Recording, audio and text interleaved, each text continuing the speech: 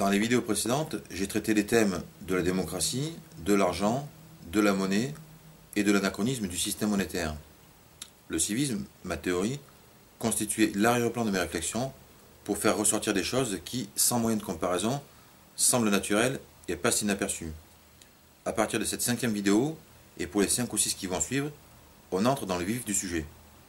Les thèmes traités seront propres au civisme ou traités sous l'angle du civisme, et l'ensemble exposera l'essentiel du projet de la cité. Et pour commencer, une question centrale, un thème majeur, autant d'actualité que dénaturé, à savoir l'égalité. Qu'est-ce que l'égalité? L'égalité est le principe fondamental de l'ordre social.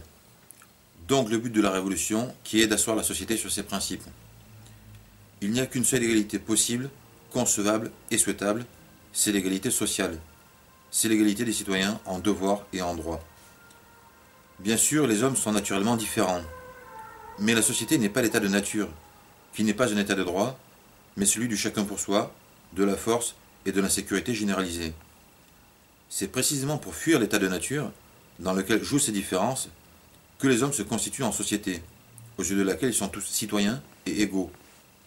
Invoquer les différences naturelles entre individus pour justifier des inégalités sociales, l'inégalité en droit entre citoyens, car tel est le but, c'est rappeler des évidences pour fourguer des sophismes.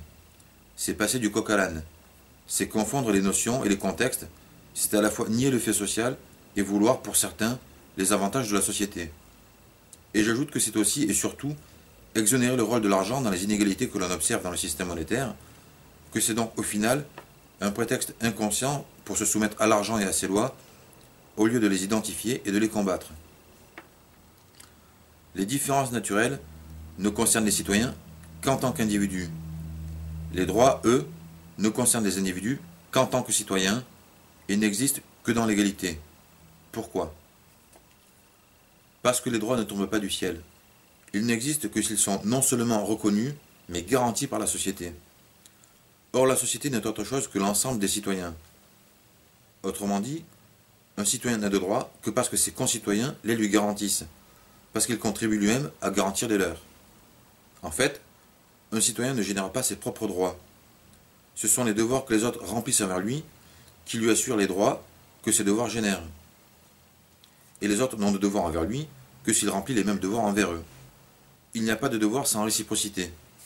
Et des citoyens ayant les mêmes devoirs les uns envers les autres se garantissent mutuellement les mêmes droits. Exemple, les citoyens se protègent mutuellement et assurent à chacun d'entre eux, autant qu'il est en leur pouvoir, la sécurité que la société doit garantir à ses membres en tant que droit.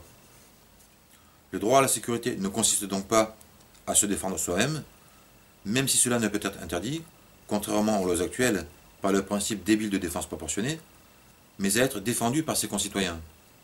Même devoir pour tous, même droit pour tous. L'inégalité en droit, aussi bien qu'en devoir, est un non-sens. Il n'y a ni droit, ni devoir dans l'inégalité. Partant, il n'y a de devoir, de droit, de citoyen, de société, que dans l'égalité.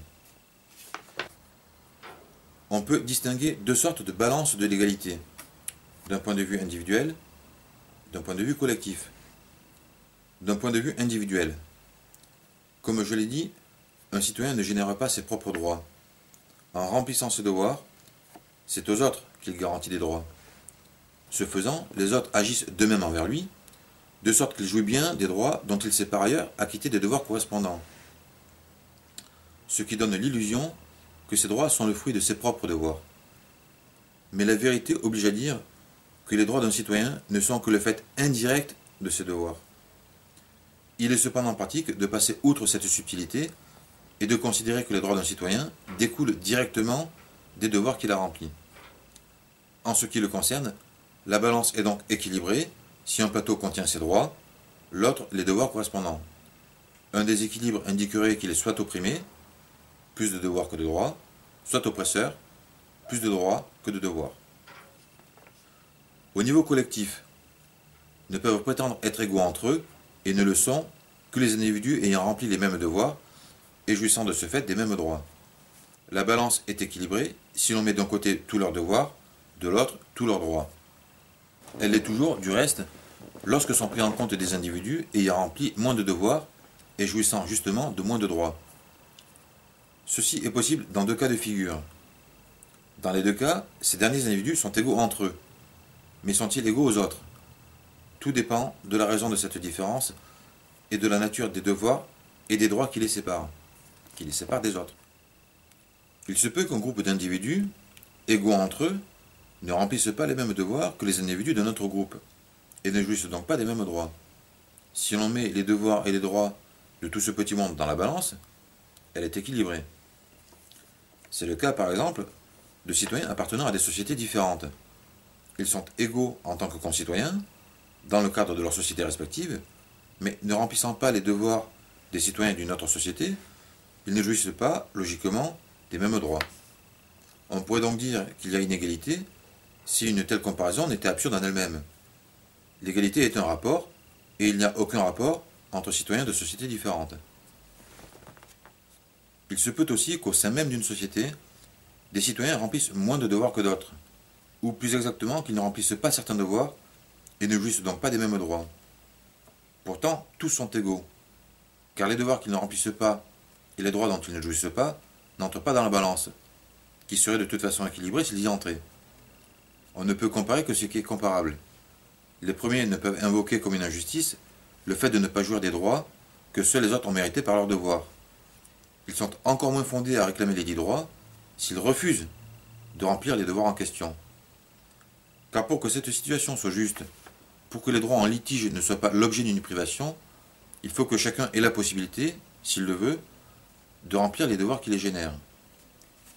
Nous verrons ce cas dans la vidéo sur la citoyenneté et la nationalité, qui dans la cité sont deux statuts différents. Je précise néanmoins tout de suite qu'il n'y a pas de citoyenneté à la carte, comme certains de mes propos auraient pu le laisser entendre. On est citoyen quand on remplit tous les devoirs du citoyen, qui sont donc les mêmes pour tous les citoyens. On ne choisit pas les devoirs qu'on veut remplir en fonction des droits dont on veut jouir. Car comme je l'ai expliqué précédemment, en réalité, on ne génère pas ses propres droits. C'est le fait d'être citoyen, de remplir tous les devoirs du citoyen, qui les garantit. Les citoyens sont nécessairement égaux en devoirs et en droits, du moins dans les devoirs et les droits attachés à la citoyenneté. Ce qui m'amène à un autre sujet, un sujet très important, essentiel en ce qui concerne l'égalité, un concept qui, à ma connaissance, est absolument inédit. On a l'habitude, comme je l'ai fait moi-même jusqu'ici, de parler d'égalité de manière générale. Au mieux, égalité en droit, égalité en devoir. Mais on oublie, sans doute parce qu'on l'ignore, qu'il existe des devoirs et des droits de différentes natures ou de différents niveaux, et que l'égalité ne les concerne pas tous. La précision est donc nécessaire pour éviter les contresens et ne pas faire de l'égalité un principe absurde. Les devoirs comme les droits se divisent ou subdivisent en trois catégories: fondamentaux, indirects et particuliers. Les devoirs et les droits particuliers sont une sous-catégorie des devoirs et des droits indirects, qui sont eux-mêmes une sous-catégorie des devoirs et des droits fondamentaux.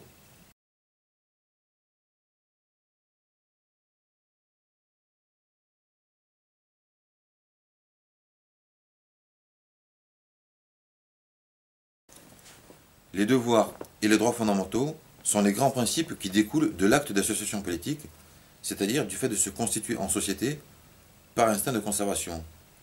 Et ce sont ces grands principes, ces devoirs et droits fondamentaux, qu'un contrat social devrait rappeler. Allons droit au but. Les devoirs fondamentaux, donc les devoirs fondamentaux du citoyen sont, selon moi, de défendre la cité et ses concitoyens, d'être solidaire de ses concitoyens, de participer à la vie de la cité selon ce que la cité considère comme une participation, de respecter et faire respecter les lois de la cité. Les droits fondamentaux du citoyen sont la sécurité et la liberté, que l'on peut traduire par cette formule « profiter de tous les bienfaits de la cité ». On voit que tous ces termes sont finalement assez vagues, et c'est le but. Ce sont les devoirs et droits indirects qui, ayant une portée plus pratique, précisent tous les sens qu'ils recouvrent ou qu'ils peuvent prendre. Mais ceux-ci étant encore vagues, sont précisés à leur tour par les devoirs et droits particuliers. Par exemple, Le devoir fondamental de participer à la vie de la cité englobe toutes les façons reconnues de participer, qui elles sont autant de devoirs indirects. Mais ces différentes façons sont elles aussi des généralités, des catégories qui comprennent une infinité de manières de s'acquitter du devoir indirect qu'elles constituent, manières qui sont autant de devoirs particuliers. Ainsi, en s'acquittant de devoirs particuliers qui incombent à sa tâche, un citoyen remplit un devoir indirect et s'acquitte par là même de son devoir fondamental. On comprend donc que dans le cas des devoirs, l'égalité ne s'applique qu'aux devoirs fondamentaux, puisqu'il est dans la nature des choses que les citoyens remplissent des devoirs indirects et particuliers différents pour s'en acquitter. Appliquer l'égalité aux devoirs indirects et particuliers n'aurait aucun sens. Ce serait exiger que tous les citoyens, pour être égaux, fassent la même chose, laquelle, et soient des clones, alors que la force de la cité tient à leur complémentarité, donc à la diversité de leurs goûts, de leur caractère, de leurs talents, de leurs compétences, etc. Même chose à peu près pour les droits. Par exemple, le droit fondamental de profiter des bienfaits de la cité comprend le droit indirect d'accéder au marché. Entre parenthèses, comprenons qu'accéder au marché est un droit du citoyen, qu'il est conféré par la citoyenneté, et qu'il est donc illimité et égal pour tous les citoyens. Et donc le droit d'accéder au marché, enfin les citoyens accèdent au marché pour en retirer des biens qui deviennent des propriétés. La propriété relevant donc des droits particuliers et non des droits fondamentaux, comme le proclament les déclarations bourgeoises. Mais dans ce cas, dans le cas des droits, l'égalité doit concerner autant le droit fondamental que les droits indirects qui en découlent, sans quoi c'est un mot vide de sens. L'égalité doit être réelle. Elle doit concerner le droit ayant une portée pratique ou n'est qu'un mot creux. Pour être réellement égaux en droit, les citoyens doivent jouir des mêmes droits indirects. En revanche, l'égalité ne peut s'appliquer aux droits particuliers puisqu'ils dépendent de la façon dont les citoyens exercent leurs droits indirects. Pour garder notre exemple, si tous les citoyens ont le droit d'accéder librement au marché, ils n'en retirent pas tous la même chose. Les biens de chacun sont sacrés en tant que propriété, mais ils n'ont ni ne veulent les mêmes. Retenons donc, premièrement, que l'égalité ne concerne que les devoirs fondamentaux et s'applique non seulement aux droits fondamentaux, mais surtout aux droits indirects. Deuxièmement, qu'appliquer le principe d'égalité indistinctement, c'est d'un côté dénaturer le concept et le rendre aussi odieux que tyrannique, d'un autre, justifier son rejet et prôner de fait l'inégalité, qui est par nature un état d'oppression. Remarquons au passage que les droits du citoyen ne dépendent pas des fonctions dans la cité, c'est-à-dire des devoirs indirects que le citoyen remplisse et des droits particuliers dont il jouisse pour pouvoir les remplir. L'égalité n'exclut pas l'organisation et la hiérarchie. Elle n'est ni anarchie, ni nivellement, ni oppression, ni privilège. Longtemps, une bataille idéologique a fait rage entre les tenants de l'égalité et ceux de la liberté et de la propriété. Tous partageaient la même ignorance et sont tombés dans le même piège. L'égalité et la liberté ne peuvent être ni opposées, ni séparées, ni comparées, car elles n'appartiennent pas au même plan. L'égalité est le principe fondamental de l'ordre social. La liberté est un droit fondamental, elle découle de l'égalité. Elle consiste pour un citoyen à jouir des mêmes droits indirects que ses concitoyens, car c'est dans ces conditions que les droits de chacun sont aussi étendus que possible. Il n'y a pas de liberté hors de l'égalité, et il n'y a pas d'égalité sans liberté. Concevoir l'une sans l'autre, c'est dénaturer l'une et l'autre. Et ce sont bien des conceptions dénaturées qu'en avaient les uns et les autres. Les premiers, ne comprenant pas que l'égalité, au vrai sens du terme, est impossible dans un système monétaire qu'ils ne songeaient pas à remettre en cause, appliquaient dès lors le principe à tout et n'importe quoi, sauf au droit, notamment celui d'accéder au marché. Ils confondaient égalité et uniformité. Ils transformaient, bon gré mal gré, l'égalité en égalitarisme. Au mieux aspiraient-ils à moins d'inégalité en matière de pouvoir d'achat et multipliaient-ils en vain les mesures salariales et fiscales. Leur démarche, légitime à l'origine dans la mesure où elle visait à conjurer des injustices, était doublement contre nature. Elles allaient contre la nature des choses et contre la nature du système monétaire. Et soutenir tant d'incohérences exigeait donc un régime politique fort, une dictature, voire un totalitarisme. Les seconds feignant d'ignorer que la liberté n'existe que pour les riches dans un système monétaire, dont ils profitaient sans doute, faisaient les philosophes pour masquer leur égoïsme.